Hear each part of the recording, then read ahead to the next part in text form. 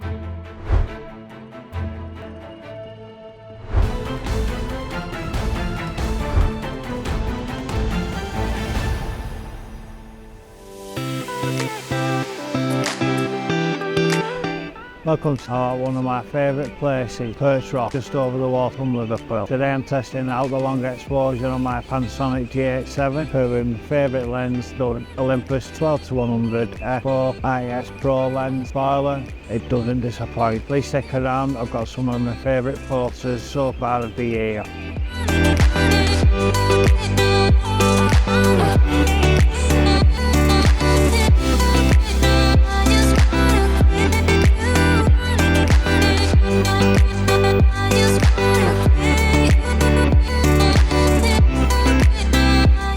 Disclaimers, for the disclaimers, Panasonic, Olympus, DJI haven't asked me to make this video. I have got my first sponsor, which is the Answer Film Emulation. I have got a couple of videos in the pipeline for them, one using Premiere Pro and the other using Photoshop and Lightroom, so they're in the work. Please look out for them in the coming week. Now they have given me free rein, tell what I want, well, what I like, what I don't like. I have got a couple of film presets that I do like that I will be putting on these edits in the later end of the video, which I'll show you how to do it. So, like I said, all opinions are mine and mine only, and I haven't been influenced in any way by anyone, so let's get on with the video.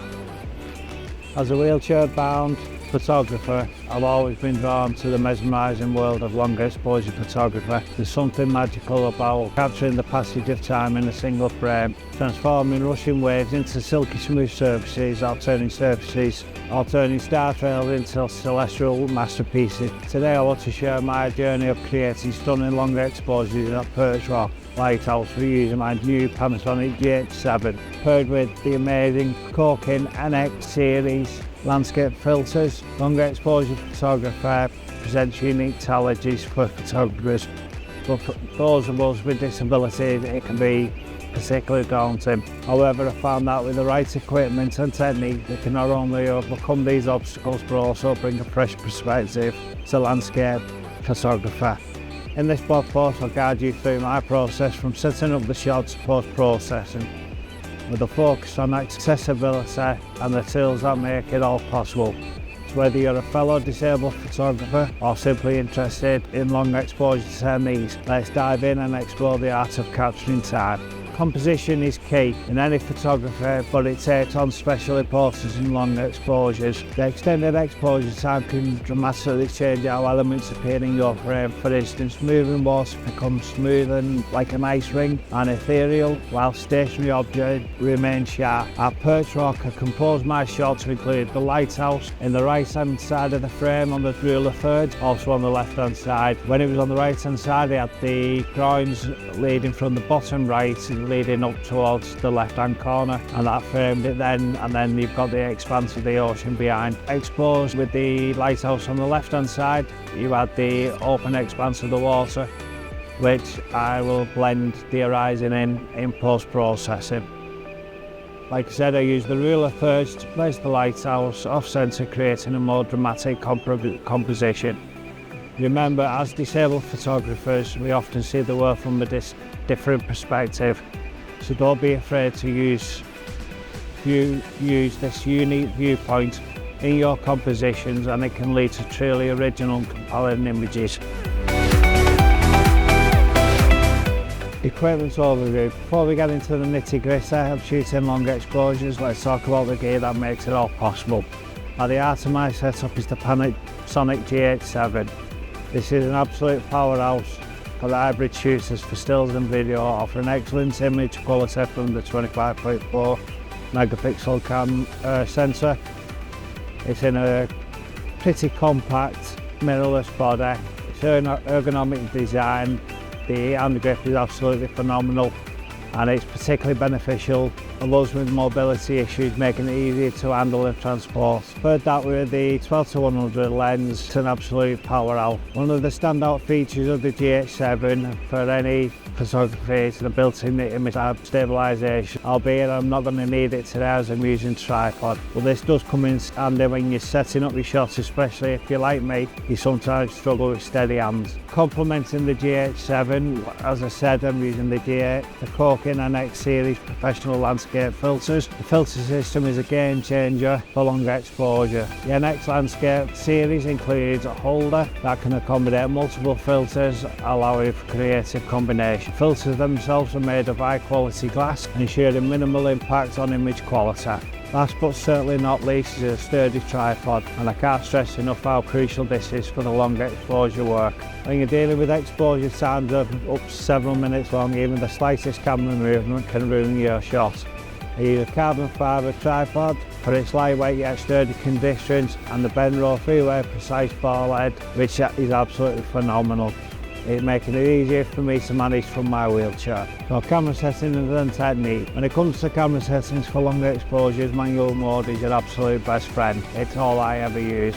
It gives you total control over your exposure triangle, white balance, aperture, shutter speed and ISO. For my Perch Rock shots, I started with these settings: aperture f11, which is really the go-to good for the good depth field, ISO at 100 for minimal noise, and shutter speed calculated based on the ND filter strength, and the ND grad filter is around 70 seconds. So let's jump into the camera. So we're in camera for picture one.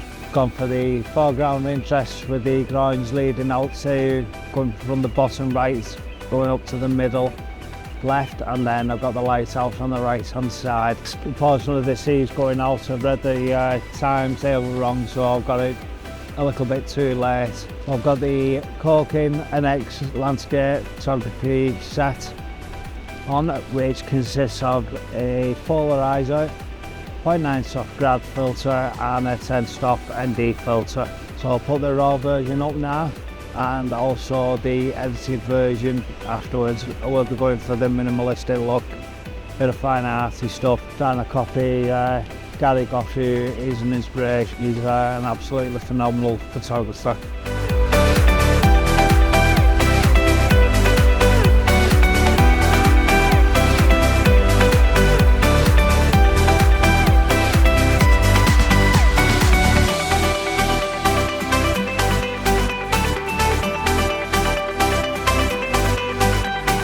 So I'm going to have to cut him. I thought the day went well. Unfortunately, when I got the onto the back of the computer, the rest of the pictures were blurry. It was very windy that day, and the tripod that I was using. I literally only paid £30 for. It's not a very sturdy tripod, as I found out, and it was an absolute bust for the rest of the day. Now, I did go back last week on a clear the day, and I didn't take any video. Unfortunately, didn't take me stuff. I just took literally the camera and the ND films, and the tide was in and everything, and I got some of the best pictures that I've ever took. Pull them up and include this video.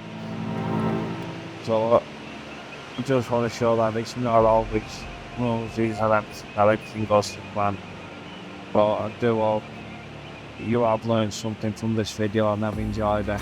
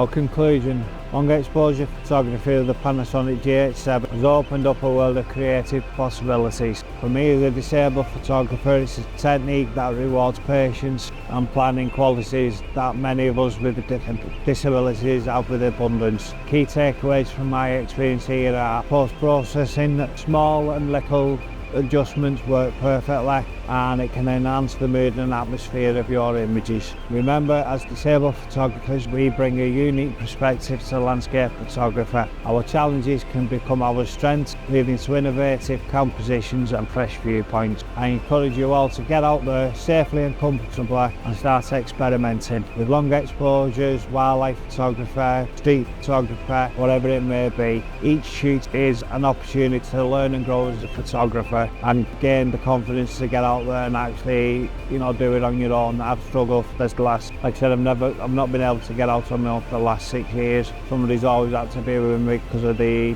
previous wheelchair that I've got. But with the wheelchair that I'm using, and I'll put the link up here, when I got it, I have got a video coming out in the coming weeks, a video over rough ground. I know a few people have asked for that, but please do watch that first and you can see what wheelchair I've got. It's the Sunrise Medical Q500M with the off-road side, and that's absolutely phenomenal. And 4 weeks ago, took prized possession of the Mercedes Sprinter van, which I'll put a link up to that as well. That was only a quick 3-minute video.